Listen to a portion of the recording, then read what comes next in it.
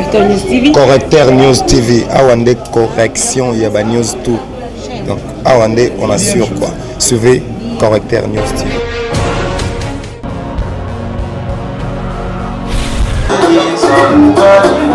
Yes, sir. Sabu Kalimasa numéro 32 à Lukuka. Confontaine. Papa Sabu Kalimasa. Papa Sabu Kalimasa. Papa Komina Kine. Nosamela Bishana. Yakono Yepelana. Nosanya Kipelana. Papa Komisi Maye.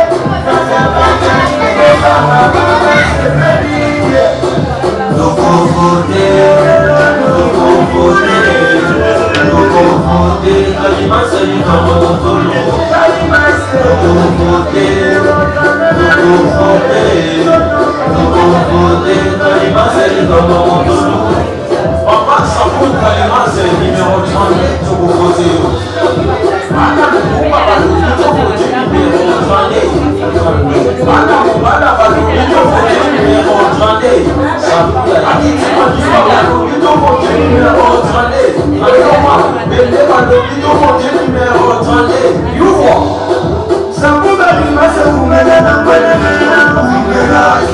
Papa social et pas de la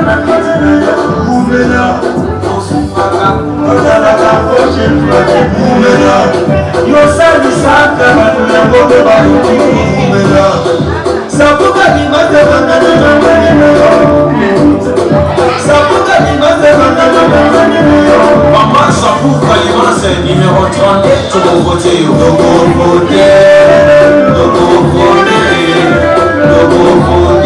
Kalima, c'est le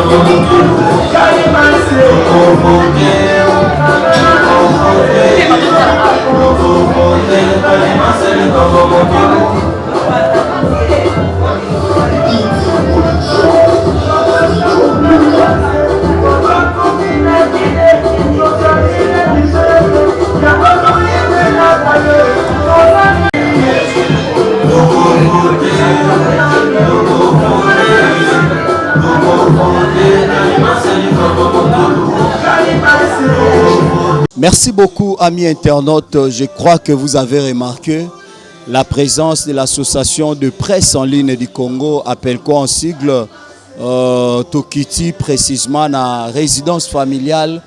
Il y a honorable Sapou Kalimansi, c'est lui qui fit un ancien bourgmestre à la commune de Kinshasa. Vous le savez bien que l'honorable a tiré sa révérence. Et aujourd'hui, dans le cadre de la préparation et la sortie à Cornaé, où ils ont prévu pour demain mardi. C'est pour ça nous, l'association de presse en ligne représentée par moi et notre chargé de communication Rachou Chako Caramel et aussi la maman sociale Laetitia Meta Immortel accompagnée de nos deux preneurs de vie, Ponce et aussi Meti. Donc nous sommes là avec la famille, Tomoni, la fille aînée à Papa Sapou Kalimansi. Je demande à Rachou de bien vouloir s'élever pour tous avoir impression par rapport il y a programme, il y a lobby. Ça va se passer comment? Rachou, Yovanda Awa, moi aussi je vais me mettre ici. Toeba, comment ça se passe le programme?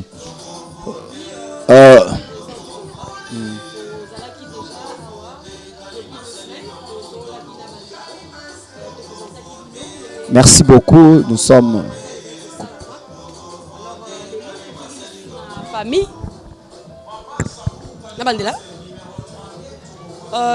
Merci. je pense que Batonio Sobakolanda Biso, Baromona Kezali la première fois, te présenter Bango élément, il y a Matanga, il y a Papa Nabiso Sapou Kalima Cité. Ça c'est pour peut-être la 4e fois, pour que dire que le collègue Kundama qui n'a lutté, tout ça qui à chaque fois qu'il y a la famille, pour la côté la bongo Matanga Nenge Kosalama.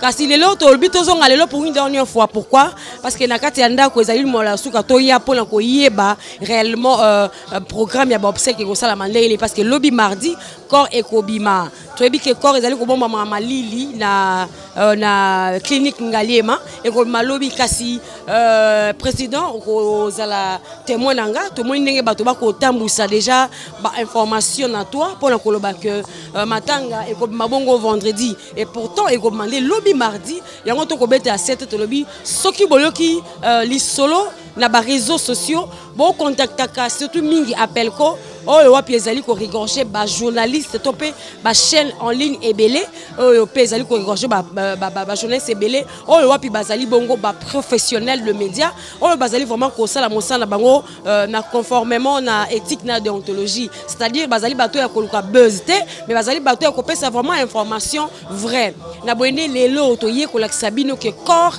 ya papa na biso Sapou Kalimasi et kobima et non vendredi et commandé lobby mardi tozali devant la première née naie la fille première née ndenge présente koloba ndewa pe pa itoko sola nae pour apesa na biso na bino bato bokolanda biso pe na bino bato bo mesana na biso bo s'abonner na ba chaîne na biso boye ba programme en fait et ko salama ndenge nini. Merci beaucoup, c'était la Rachouchako Ndekombote. Mbote, c'est papa. Kombo Kombo Nangai Hermani Sapou, Naza la fille aînée, et papa Sapou Kalimasi. Je crois que Rachou a paraphrasé Tozonga pour notre programme. Est-ce que au Koyeb Sabiso depuis papa Koufi, Azana famille politique na ezali PPRD, Azapé na famille na Moussous ezali assemblée provinciale, relation, topé organisation, ça se passe comment entre nos familles biologiques, na famille na professionnelle. En tout cas, relation est passée. Toujours personnel merci dans l'assemblée provinciale de la ville à Kinshasa. En tout cas, merci beaucoup pour l'assistance dans Bino. Toujours personnel merci mingi dans l'assemblée provinciale. En tout cas, commentaire exact. Tout le monde est assistant pour assister Biso. Basali o bakoya ko sala pour la mémoire ya collègue ya président comité de sages na bango donc nazo pesa plus merci mingi na assemblée Biso provinciale la ville de Kinshasa. Bongo famille PPRD. Famille PPRD. Bon. Na habité. Nazang malbaoluba. Nazang vraiment malbaoluba. On comprend que Balobi qui ne dit mot consent, c'est-à-dire qu'il y a un clos, un saut de cloche, mais tu voyais Bayango après Matanga parce que mon tosoka ko la vaille nassé, kobimisa regret, et ça un peu moins passé. Tolaki bande ko balanzike to ko sala émission spéciale appel ko face à la famille pour to sur la to ba vraiment bopse qui a papa na biso et salami comment parce que to yebi que c'est un grand homme, c'est vraiment un grand homme na mboka na biso Congo, azala ki commissaire ya zone depuis des années. Aye kozala tobengi lelo bourgmestre ya commune ya Kinshasa et puis to yebi couleur politique na ezala ki bongo PPRD c'est vrai que lelo kozwa plateforme politique tobengi yango FCC mais en tout cas toko ya ko décortiquer masolo wana na sima matanga parce que même biso bapandisango même bayi quartier ko contre la biso toki ndenge bato bakoloba pona lisolo ya famille politique ya papa to yoki to ramasser yango mais to bombi to ko présenter yango la bato bakolanda biso après matanga. Merci beaucoup, c'était la Rachouchako la fille aînée ya papa Sapou. Pesana au programme balobi corps ezobima lobby mardi programme ezane nini bo uta na morgue ezala morgue nini après kolongwa na morgue bo kende wapi pour que bo chité sika au corps ekozala exposer pe wapi liboso na pesana lokola conseil na biso ba surtout ba citoyen congolais otozali balobi baebaka ninga malamu na tango passe omoni passe yo soki nzamba sungite mutako sunga zate mais assistance à batou de pesaka bato la force ya komona ki nabela ki to na kufela ki papa na mona ki kingani aye 2 ou 3 fois na pesa na conseil na biso surtout ba congolais loko elekre papa na biso était ya bato belé tozo luka bato mutu face na na boninga mutu pour ko assister wana conseil parce que micho toza okola bana ba pole limbula tozo luka mutu ko ba msamso mai na nzoto mais automoni e baxi mayele et l'ongol peut bouger ba msusu tozaki nango nyoso nzamba zo lokumu pour papa soit travailler ming na parti politique papa soit ou même na monde politique en tout cas wana za histoire ko vanter parce que abattre ba record na moment où ko battre record te toebi Congo bien toebi Kinshasa bien na ba sentiment à ça qui toi défendre nyoso ezaki à partir na ye mais nzamba za nzambe programme la biso ezaki lobby mardi na Tongo déjà 10 ans aux Ngaliema après Ngaliema surtout bimisi toké na tolekane commune place que pas ya salaki tolekine commune tolekinda kunae après tozonga assemblée provinciale place ya koufe na musala na yo cette campagne na ye après toké stade bon na siège après bon eza pembe na Ngaliema toleka eza pembe na Ngaliema toleka la chute un mot. Oui, j'ai un mot. Maman Outi Koloba. Ce que Zaka pour la quoi insister Koloba na bandeko ba kolanda biso. Programme eko sala ma to yebi ke ezali na corps ezala malili na clinique Ngaliema. Ko uta clinique Ngaliema et ko leka na PPRD. Il y a parti PPRD za na coin ya Batete là na Gombe et puis eko ya na maison na ndako na à place toza na loi pour la numéro combien yaya? Numéro 109, sur la presse Kazavu au Koti, et cause à 3 ou 4e parcelle. Après, et qu'on est dans la commune, place à Zalaka, bourgmestre la commune à Kinshasa pendant beaucoup des années. Et puis après, qu'on est dans l'Assemblée provinciale de Tobengara APK, qu'on a côté à commerce. Et qu'on a parce que place à 6 mois, salanaye avant l'Iwe Koutelae, et c'est là qui kuna. Et puis après, qu'on a dans la stade de Marty. Dans la stade de Marty, qu'on a exposé, et si quand on a bataka nzoto, il y a Sœur Marie Moussambu, laisse pas exposer pécor. Il y a papa Nabiso, l'honorable Sapou Kalimasi. Et puis après, Toroyo Karasi. Après, wana mercredi, Kundamawapi, et puis organisation et Salamandeni. En tout cas, jusque-là, organisation ou assemblée provinciale Sali, bah ici biso boé. Ce qui doit comme mercredi, na boutou ba la messe. Parce que le redéplacé corps que l'église est zalaté, bah la messe wana. Après, on a une cérémonie, on a tout jambe de fleurs sur le Sili. Donc, on a une nouvelle cité. Donc, c'est bien organisé parce que la journée, on va à Misala, mais après la cérémonie, surtout, donc on a une nouvelle cité. Bon, ben de consolation, ben de consolation, et ça pour ceux qui ont un cimetière, mais ils sont congolais. Mais tu sais que ça encore la voyage moto sala. Oh bah on la biso, parce que ben de consommation et après ce bokundi de ma pesaka. Donc bah Rosana biso to partager na bango. Eza fêtité, eza moment ya passé. Ceux qui lit pas to ji au monana to partager nango de façon que to tika pe ko sunga mi kumba o papa tiki na sima pour le bito finga matin.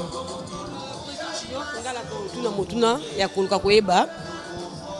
Soto landi ya Hermani Malamu alobi que corps bakundango la mbenseke nouvelle cité. Alors mon tout dans langue zalia koluka koyeba pourquoi bakundi yango na entre terre et ciel te bakundi yango la mbenseke nouvelle cité. Na ebi esana ba mikoto bana la papa ndenge la défaite au sekaka. Abana otuna biso lobi entre ciel et terre ni les la katikati wana. Parce que ebi ka que ciel et terre et sili. Donc azara penza fanatique et cimetière wana te. Dès son vivant. Abana komi tout na question et alors à partir ma makambi banda koloba d'être préféré qui to kunda parce que na mbeteke eza bande ko le ba kufa ba kuna ma minka kuna donc ezara souen na ndon nga penza nécropole te pona yemoko alors tout na question ezaki nini ya on attend a kufi pe to zuka maloba na ye on to sale to kundi na mbeteke université polémique na quantité surtout que papa aussi il était kassaïen. Kassaïen ba kunda na mabele ya ba Congo. Ah bon? En tout cas, tu as vu que tu es mabele ba Congo. Biso de bika ke tango akundaka po abungisa baleki na ye. Tango akundaka asepela na place en bon. Tu éviter les pourquoi. Mais ça c'est une polémique. En tout cas, na vandi niepo, tu es bien ngote mais to saleli kaka volonté na ye. En tout cas, merci. Moto n'a pas si balobisaka mingité. Biso association la presse en ligne du Congo. Après ko uta kotika munini totika dernièrement to yaki sukota là.